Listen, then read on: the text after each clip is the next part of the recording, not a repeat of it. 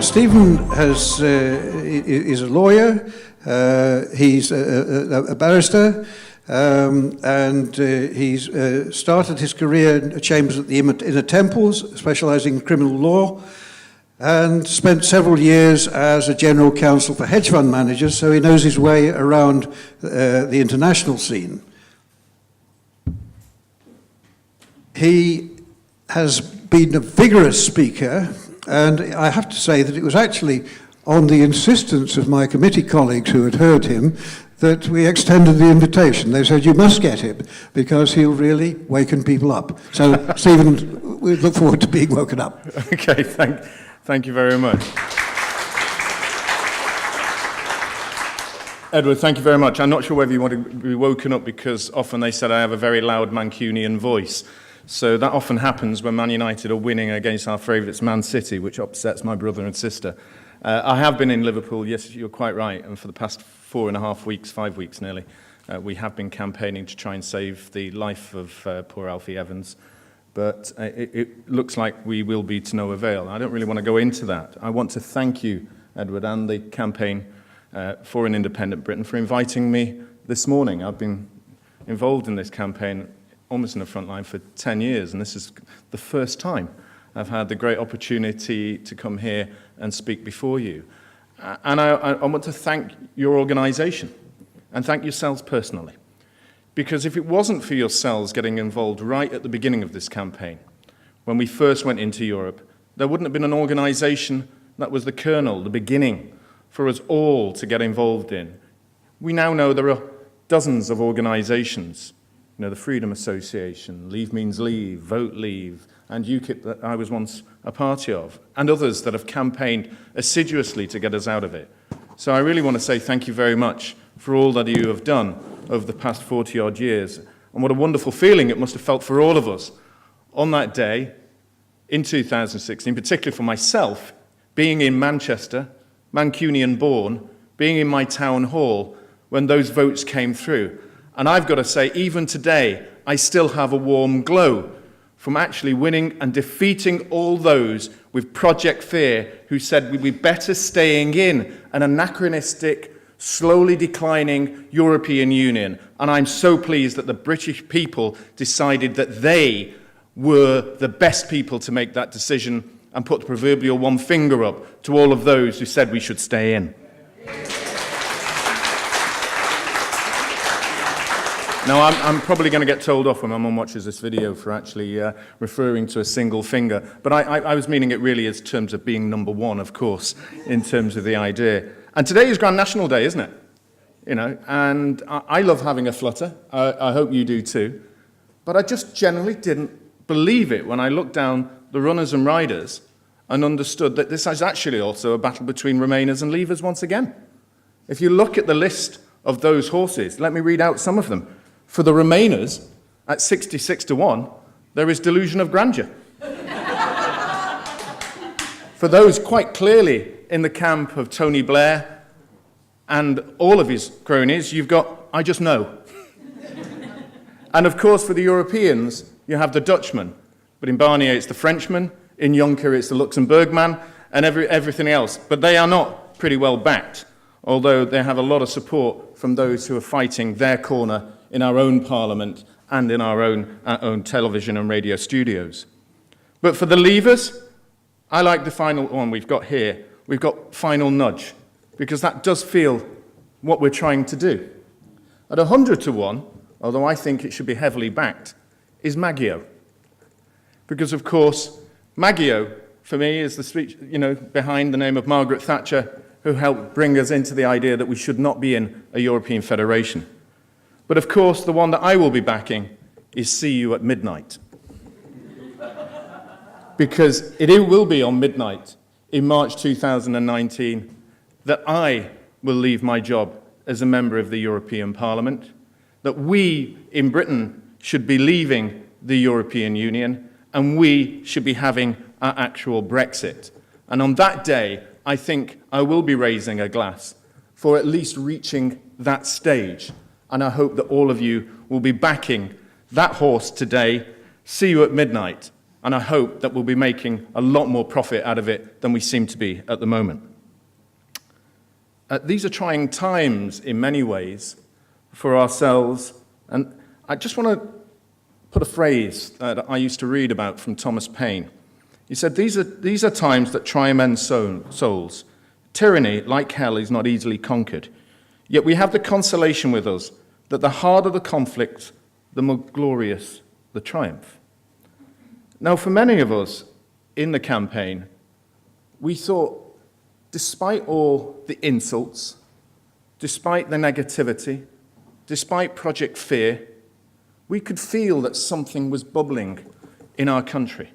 We could feel that when we were knocking on the doors in Stoke or in Birmingham, when we were campaigning in the streets of the estates in London or in terms of Essex, from even in Scotland to Wales, that there was something fundamental going on with our people. Our people were tired. They were exhausted. They were fed up. They were angered that for time and time again, they had been ignored in their wishes and their desires. Not just over the way that our Parliament had been ignoring their votes. Today, again, we're looking like we might be going into a war in Syria. But I remember those who campaigned not to go into the war in Iraq. They were ignored. There were those who campaigned for fox hunting. They were ignored. There were those of us who campaigned to leave the European Union. And for a while, we were ignored. There was the expenses scandal for the MPs. There was the television companies that seemed to only support one particular view. There were the corporations that would actually be pushing down wages and demanding that we have open-door migration, which impacted the poorest in our country, as we know. Our schools and hospitals were filling up. Our roads were becoming fuller. Our costs were rising. And every time we tried to express a different opinion between the votes and the ballot box, we were technically, and often quite ruthlessly, ignored. This referendum was an opportunity for the people to say, enough is enough. We want our Britain back, and they got it, or at least that's what they thought. And as I say, on March the 29th at midnight in European time, the European treaties, as Edward has said, will cease to apply, and I should be out of a job. But we know our battle isn't over. Our battle, again, has to start. And let us look about our history. We can look in our history and say why we know we have to continue our fight. When King John was losing money with stupid battles across Europe, he had the barons push him down a line to give us Magna Carta. They wanted to have an element of freedom and remove some of those rights from them. And they got it. But also we're aware of people like the Burford Three. Three soldiers who worked and fought in the New Model Army alongside Cromwell to remove Charles I, to give parliamentary democracy. And they fought with him and they won. But they did something that was regarded as rebellious, dangerous. The Burford Three were part of a group that wrote pamphlets, thousands of them, and distributed them across the country for such dangerous ideas as a parliament where you had districts and numbers of people that you voted for by a number of people who were their elected representatives. They wanted the rule of law. They wanted a court system with a jury that would make those decisions. And these pamphleters, who became the Levellers, were almost successful in some of their ideas. But having got to power, Cromwell decided that these were dangerous individuals who couldn't exist in their country. And so he pushed them down to Burford. And in Burford, our history shows that in a small church, all the soldiers in Burford were asked to leave. And one by one, those soldiers came out, and their lives were spared. Amongst them, Corporal Tompkins was one of them who decided he didn't. And because he believed in freedom of the individual in this country, the rule of law, the right of jury, parliamentary democracy, Cromwell slayed him on the spot.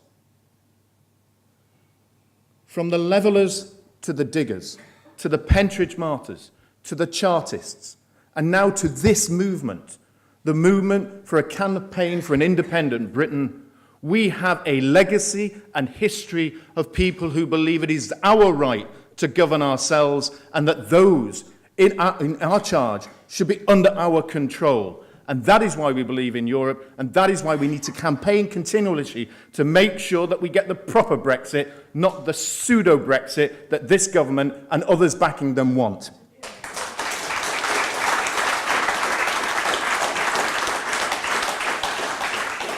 Because as Edward has said, this period of 21 months, what is it? What does it really mean? Is it a transition period? Is it some sort of interregnum of joy? Is it a period where we're just going to clap along and be very happy and at the end of it, then we'll have our big party? No. It is part of a slow marketing campaign to soften up the British, to make sure that we don't actually leave the European Union and that we stay closely tied to them. Whether it's the EEA, whether it's EFTA, or whether what I believe, a separate agreement where we almost agree with absolutely everything the European Union wants, so that one day another political party can hold a referendum and actually vote to bring us back in. And they've left us with money being paid for, close to the organisations, with regulatory alignment with all our rules, to ensure that areas of aerospace, pharmaceuticals, financial services haven't diverged too much. Where in terms of immigration, we've allowed immigration to continue until 2021 and then have, I believe, special visas for European citizens across, which will be contrary to those of the rest of the world. So closely aligned that when Labour decide to ditch Corbyn and bring in a new glamorous Labourite, a Blairite too, beautiful to look at, charming to be dressed at, nice to hear, and they support them en masse after years of a Conservative tyranny, they will have a referendum that brings us back into the EU, and the Conservatives will say, it wasn't us, Gov. We didn't take you back in. It was those nasty Labour people. So that we'll be back to the same position, Conservatives versus Labour, but an alignment where we're back in the European Union. And that is why I'm saying to you today, we must continue this fight. We must let people know what is actually happening, and we must ensure this does not happen.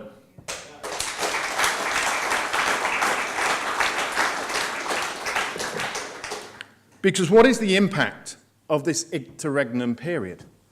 What will it mean to us and the people of this country if we do have a period where we're not part of a true Brexit, but this soft Brexit, or indeed, as others have said, a brino, remaining in the European Union in name only, a Brexit, I should say, in name only? Well, certainly we're going to see a politics that will continue to be increasingly divisive. No one will get over it. We'll still see families arguing with one another.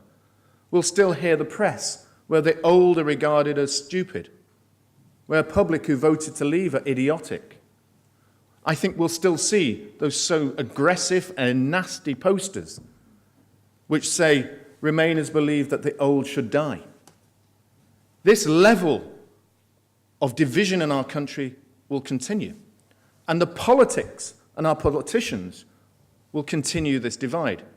But only by making sure that we leave can we heal the wounds of those who feel that they have been let down, those Remainers, the 48%. Because once they see that they'll still be able to travel to Europe, they'll still be able to fall in love with people from Europe and get married to them, they'll still be able to study in Europe, they'll still be able to work in Europe, they'll start to understand what was the problem. When they see that our economy as it is now, with declining unemployment and increasing employment, with greater productivity, with our ability to make our own trade deals and increasing our economic growth, they'll begin to wonder, what was the issue about in terms of this fear on our economic growth? Where's the poverty? And when they suddenly realize that the problems of our economy can now only be solved by our own parliament and our own politicians, will they then start to think, well, perhaps we need a new political system, a new place in our hearts where we can challenge our politicians, where they are responsible for our roads, our hospitals, our skills, our economies, where we can no longer blame others, and you actually have to do something. When they get that, I believe they will look upon Brexit as a triumph of democracy, a triumph over positivity over negativity. Because what did we want? I think the whole argument of Brexit was channeled in a language of control. Control of our money, control of our laws, control of our economy, control of our borders. But I believe it was something deeper, something goes into the soul of a British people. It's what I talked about when we talked about Burford and the Levellers and the Diggers and the Chartists. It's about liberty, freedom, the chance to be independent. Freedom, liberty, democracy. They roll off the tongue so easily, don't they? But we forget how hard they were won. How many lives have been lost to achieve it? How many lives have been destroyed to make sure that we can sit in this room today and hear people speak about our lives being free? As I often recall being a Mancunian, I think of the time when we had the riots in Manchester, when we had the Peterloo massacre, and close to where I studied, there is a plinth where 2 children were injured and 15 odd or more died, and hundreds were massacred simply for asking for the vote. I think about those in Wales, in Cardiff, and who were beaten by our own soldiers simply for asking for the vote. I think about those women not far from here, campaigning and standing outside our own parliament, beaten by our own police officers, simply for asking for the vote for women. We weren't asking for something huge or monumental. We're asking for the right to be free, to have liberty, to be able to do what we like within the parameters of a nation state, to control our own lives. And that is why I feel so much joy about Brexit. That is why I think the youth of tomorrow will understand what we were fighting for. Because Britain voted to leave because they wanted a better Britain, a brighter Britain, a bolder Britain. We didn't want a bitter Britain, a bigoted Britain, a biased Britain. They voted for a sovereign kingdom, not a disunited, subservient kingdom. They wanted a united kingdom, not a divided kingdom. They wanted freedom and a free, united kingdom that could look outwardly to the rest of the world and look positively to our neighbours to ensure that our children and their grandchildren would be able to live in something that we have now and not in some form of a modern tyranny run by bureaucrats. I believe that positive message is still to be had, can still be pushed, and I believe you're here to make sure that it happens and continues to happen. God willing, we'll do it and we'll keep going. Thank you very much.